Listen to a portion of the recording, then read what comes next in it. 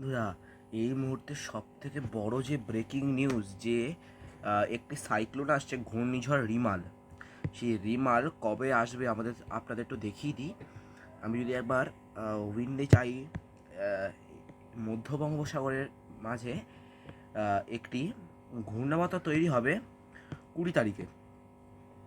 সেই ঘূর্ণাবর্তটা একটু low pressure হবে, লো ডিপ্রেশন হয়ে 21 তারিখ ওটা বেশ ভয়াবহ আকার নেবে। মানে 21 তারিখ প্রায় এর গতিবেগ পৌঁছে যেতে পারে। আপনাদের যদি একটু দেখায়, প্রায় এর গতিবেগ ঘন্টায় 60, মানে একটি ঘূর্ণিঝড়ের রূপ 22 তারিখে নিয়ে নেবে। সেই ঘূর্ণিঝড়ের রূপ 22 তারিখে নিয়ে নেওয়ার পর 23 তারিখে এটি আরও ঘনীভূত হবে। এবার একটি সিভিয়ার সাইক্লোনিক স্টর্মে পরিণত হবে। আমি যদি একবার 63 কিলোমিটার উইন্ড, তাহলে প্রায় উইন্ড গাস্ট আপনাদের দেখায় প্রায় 90 কিলোমিটার প্রতি ঘন্টা বেগে এই ঘূর্ণিঝড়টি রেমাল তৈরি হবে এবং এই আন্দামানের উপর দিয়ে পুরো বইবে। ঝড়টা আন্দামানের উপর দিয়ে প্রায় 60 to 70, গাস্টিং 80 বইবে এবং এই ঝড়টাই মৌসুমী বায়ু নিয়ে আনবে। গরমকালে আপনারা জানেনই একটা ঘূর্ণিঝড় হয়।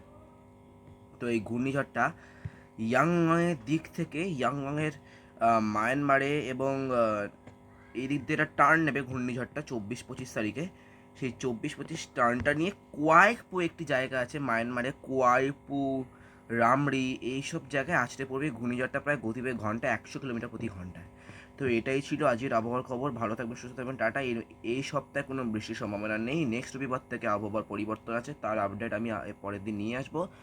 আপনারা সরাসরি দেখতে থাকবেন ওয়েদার ইন ডিটেলস। আজকের জন্য ব্যাস এটুকুই। ভালো থাকবেন, সুস্থ থাকবেন, টাটা।